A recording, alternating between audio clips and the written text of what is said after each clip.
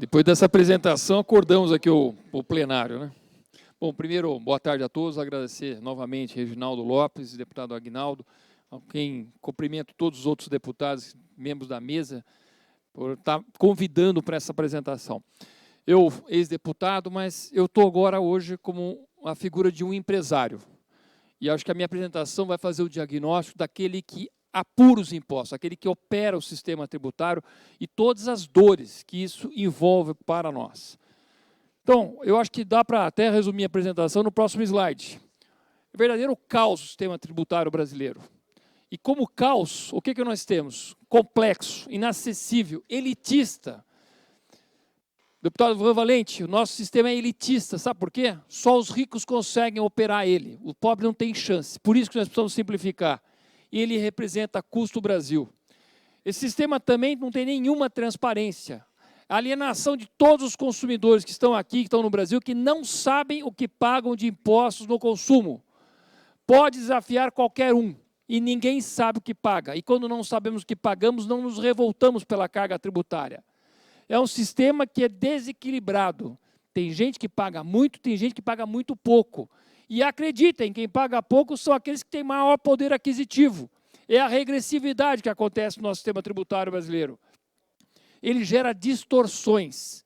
Distorções onde o empresário, atrás de um subsídio tributário, ou para poder pagar menos imposto, para poder ser mais competitivo, manda caminhão para um estado, manda para o outro, tenta conseguir um crédito tributário aqui, uma isenção ali, e quem acaba saindo perdendo é aquele que tem que pagar mais impostos, porque tem alguém que paga poucos impostos. Ele é um sistema que tem uma insegurança jurídica que gera muito custo no Brasil. Nós vamos ver isso porque nós vemos semanalmente o STF decidindo alguma coisa do sistema tributário brasileiro. E, por último, ele é regressivo.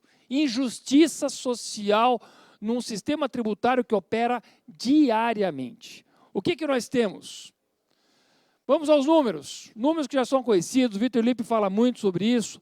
Posição 184 dentro do Banco Mundial de 190 países, estão lá na rabeira. Segundo número, 1.500 a 37 mil horas. Deloitte fez esse cálculo, recebi recentemente 37 mil horas para uma empresa grande poder resolver todas as obrigações acessórias. Isso não faz o menor sentido, isso vai parar no preço do produto, do serviço, que vai ser pago pelo consumidor.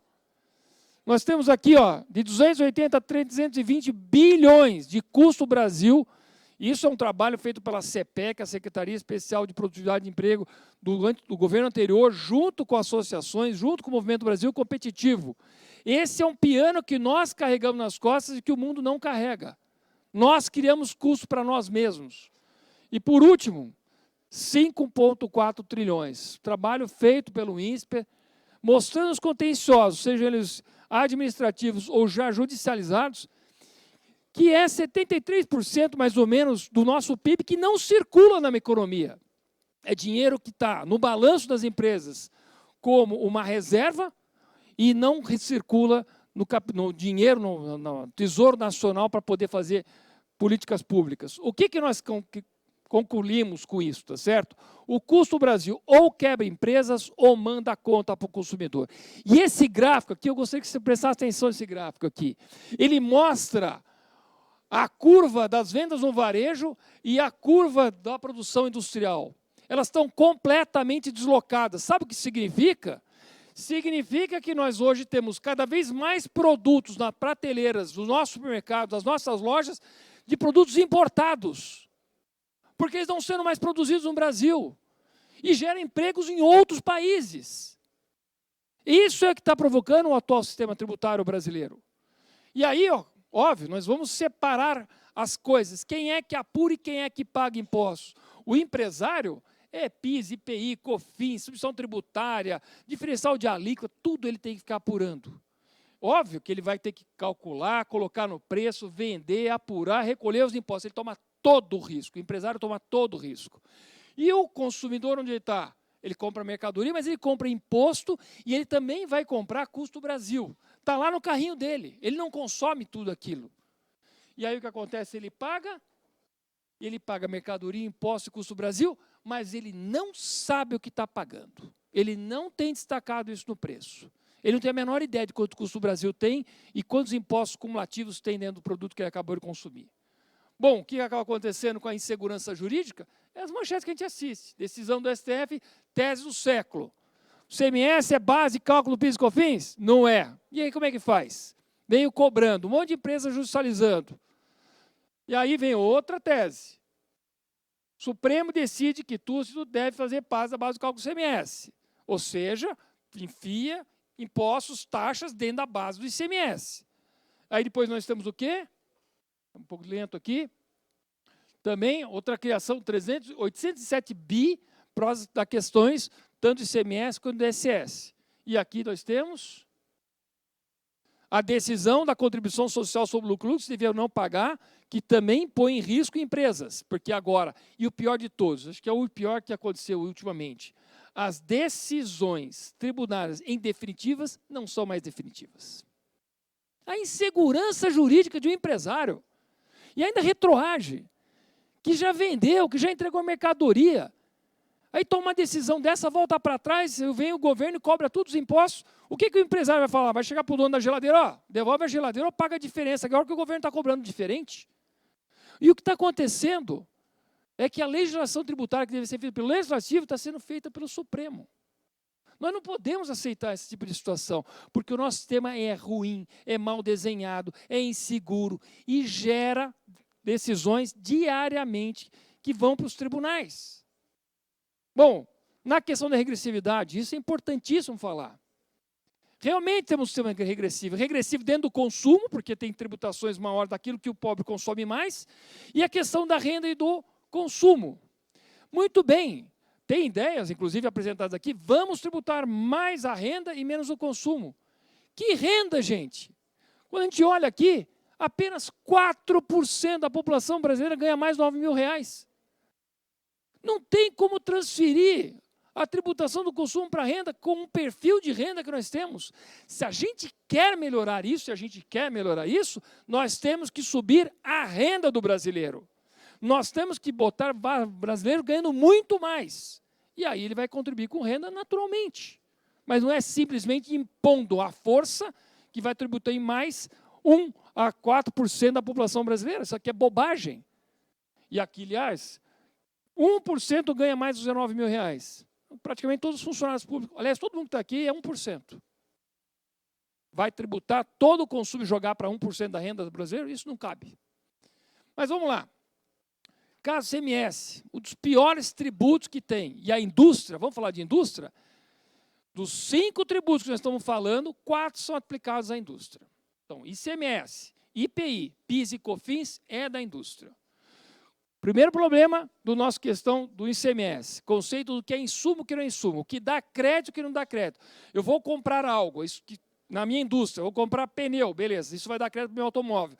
Vou comprar eletricidade, não, peraí, a eletricidade vai girar a máquina na fábrica ou vai iluminar o escritório? Porque na fábrica dá crédito do ICMS, mas o escritório não vai dar. E aí a gente começa como industrial, fica comprando e tem que ter certeza do que vai e o que não vai.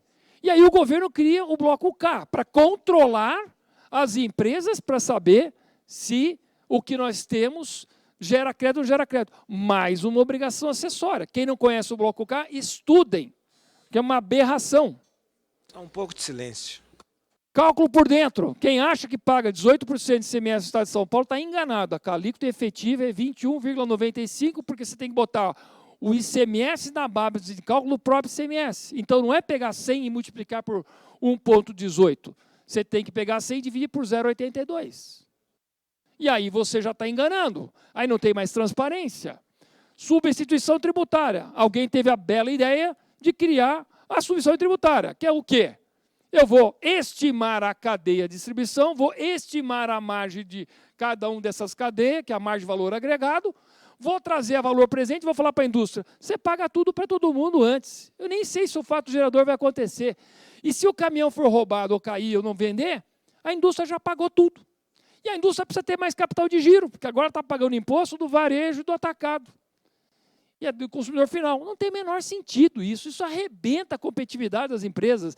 E aí criaram o DIFAL, diferencial de alíquota, que é a diferença de ICMS entre 2 estados.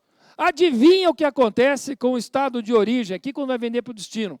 Existe um acordo entre os estados e o empresário aqui tem que pagar adiantado o imposto para seguir com a nota fiscal, a guia da diferença ICMS. Precisa ter capital de giro para pagar o imposto dos outros. E aqui, para fechar, cumulativo, porque o que não gera crédito vai virar cumulativo. Ainda tem invasão de competência, porque a pergunta que vai entre os prefeitos: prestação de serviço de montar móveis na casa do cidadão é serviço ou ICMS? Todo mundo vai achar que é serviço, mas o Estado acha que é a montagem final de algo que deve ser vendido pronto, e vai lá e cobra ICMS daquela empresa. Ou seja, as empresas não sabem se paga ICMS ou ISS. É uma loucura. E, por final, a guerra fiscal, óbvio. Quando fica no destino e não na origem, os estados vão puxando as empresas para eles. E aí uma briga, que inclusive gera uma relação muito ruim entre os estados. Mas vamos lá. Aqui, desculpa. PIS e COFINS não muda nada. É a mesma coisa que o ICMS, com a piora que ainda não é nem sobre a circulação de mercadoria e não na prestação de serviço.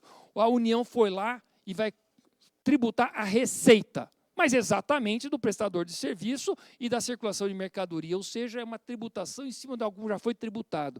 É a União invadindo a competência dos estados, gerando muita confusão. Muita. O que é receita? ICMS é receita ou é o tributo pago? Ah, não, receita não. Aí vai essa tese do... Agora o ISS, a mesma briga. O Supremo não definiu, mas vai ter que definir e vai ter que usar a mesma lógica do ICMS. E aí o que acontece? O Estado, a União, fica com menos arrecadação. Ela vai ter que arrumar outra forma de arrecadar, que são bilhões e bilhões de reais. A questão do IPI, mesmo problema. Ele é crédito, débito, enquanto está na indústria. Saiu da indústria, vira custo. Além do que... Quem já viu e se deliciou na tabela TIP, são 425 páginas, em que você vê toda a sorte de coisa. Só para Barbatana e Tubarão tem 5 classificações fiscais, Aguinaldo. Importantíssimo ter 5 classificações fiscais de Barbatana e Tubarão. Mas quando a gente vai ver aqui, ó, essa tabela TIP aqui, ó, desinfetantes, típico caso.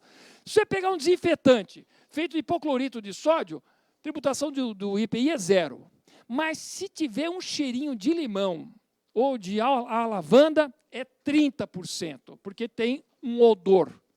Como é que pode um negócio desse? Sabe o que o fabricante vai fazer? Ele vai botar cheiro mesmo, vai vender, porque é tributação 0. E aí nós criamos distorções desse tipo de coisa aqui. O ISS, problema de cumulatividade também, é totalmente cumulativo, muito fácil evasão fiscal, e o problema, novamente, de ICMS ou ICS. Agora, o grande problema no nosso sistema tributário brasileiro é a cumulatividade. E aqui, rapidamente, para terminar, quem acha que o agro não tem cumulatividade, que isso aqui são resíduos tributários, é cumulatividade, é imposto dentro da atividade que você não consegue recuperar. Virou custo e vai vender com aquilo. Agro, 12%. Indústria, menor, 7,4%, porque a indústria ainda tem débito e crédito, mas serviço não tem também, ó, 11,6%. Isso é perda de competitividade, isso para no produto, vai parar na conta do consumidor. E aí, ó, comparando Brasil com o mundo, vamos exportar alguma coisa. O Brasil tem que botar o preço do produto, mais o custo do Brasil, e mais 7,4% de impostos cumulados, que é ISS, IOF, CMS, tudo que não foi acreditado e que está lá dentro, e vai ter que competir com o mundo que não tem nada disso. Conclusão, acabamos perdendo competitividade. Conclusão, pauta de exportação brasileira. Primeiro, soja, segundo, óleo bruto de petróleo, terceiro, minério de ferro, óleo combustível de petróleo, carne bovina, farelo de soja, açúcar, milho moído, carne. Em 10º lugar aparece indústria da transformação, automóveis ou aviões. A pauta brasileira hoje é igualzinha do Brasil colônia. Só que na época tinha café, tinha pau-brasil e tinha também cana. A gente não tem produto de valor agregado, porque a gente agrega custo antes de agregar valor. É essa bobagem que a gente faz no sistema tributário brasileiro. E nós temos que mudar isso. Não podemos mais aceitar isso. Nada contra o agro, Mas por que a gente não vende produto agregado, valor agregado? O que o Brasil não é competitivo? Nós temos tudo, energia, minerais, temos uma costa, temos terras agrícolas, bom clima, temos tudo. Mas nós fazemos bobagem com o sistema tributário. E aí, concluindo aqui a apresentação, o desequilíbrio que acaba acontecendo, mais uma questão de contencioso que o Estado não cumpre a parte dele, a legalidade, que é quando você tem crédito de imposto, você tem que receber.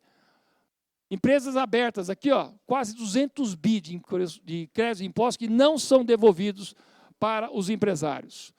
Aqui, rapidamente, na parte de investimentos, para vocês entenderem, quando eu vou investir numa máquina, hoje, eu tenho que pagar ISS para poder montar a máquina, fazer o galpão, tudo mais de serviço. Já virou cumulatividade. ICMS, PIS e COFINS, eu vou ter que pagar e só vou poder começar a restituir de volta depois que a minha fábrica estiver funcionando. E só vai ter do ICMS em 48 parcelas. Precisa ter muito dinheiro para investir, isso não tem no mundo. Com uma reforma, é crédito imediato. Eu já nem pago nas primeiras vezes nada, porque eu já vou recebendo aquele crédito de ICMS antes, aliás, não só de ICMS, de ISS, de tudo que eu paguei, tá certo? O que acontece no sistema tributário brasileiro? Pelas distorções, é mais fácil você ficar sentando no bloco, rebocando parede, do que vir com pré-moldado. É isso que acontece. Porque aqui você tem que pagar ICMS, é 12%, 18%, e lá você vai pagar 3%, 4%. Um desequilíbrio. O sistema tributário cria distorções na forma construtiva, ineficiência. E aqui tem mais acidente de trabalho, aqui tem mais desperdício, aqui tem mais carbono, aqui tem mais tudo de ruim. E aqui você tem eficiência, você tem custos mais baixos. Tá certo? Aqui, rapidamente, para a gente poser, hoje, tudo que é verba de marca, contabilidade, material de escritório, segurança, não gera crédito. Me obriga a calcular horas, para saber o que é e o que não é.